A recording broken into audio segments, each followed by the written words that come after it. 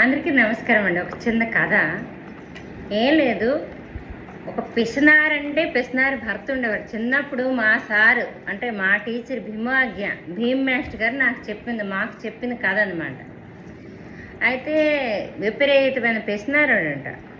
రోజు చెప్తే కోరతేవమ్మని భార్య చెప్తే రోజు వెళ్ళేవాడంటే ఏదో ఒకటి ఉండేలేవే అనేవాడు. ఒకరోజు ఏదో ఒక కూర తెచ్చాడు. ఏడు తెచ్చాడు, పావలా పట్టుకొని వెళ్ళాడంట. ఆ రోజుల్లో పావలాకి బెండకాయలు సాపోడు అంటే కూరగాయలు అతను పావలాకి 3 బెండకాయలు ఇచ్చారంట.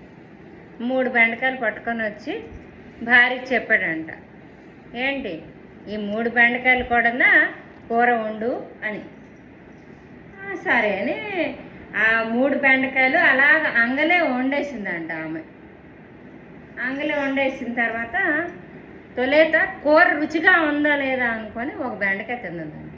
ఏడు చేసింది, కూర రుచిగా ఉందా లేదని ఒక బెండకాయ తిని రుచి చూసిన తర్వాత బెండకాయ కూర చాలా రుచిగా ఉందనేసి అనిపించి మళ్ళీ ఏం చేసింది, తన భోజనంతో పాటు తను ఇంకొక బెండకాయ తినేసింది.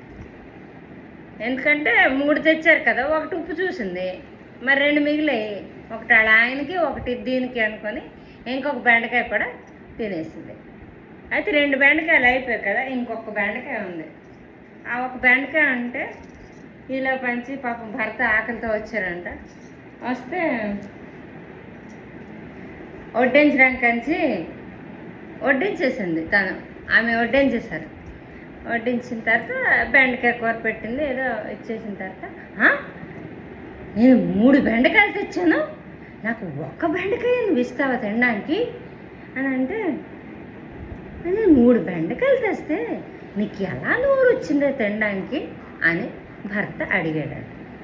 అవునా అని ఏం చేసిందంట, ఆ ప్లేట్లో ఉన్న ఒక బెండకాయకి ఇలా నోట్లో వేసుకొని నవ్వుకొని నేను ఇలాగ తిన్నాను, నాకు ఇలాగ నోరు వచ్చింది అని చెప్పాడు. మొత్తానికి 3 బెండకాయలు కూడా భార్య తినేసింది.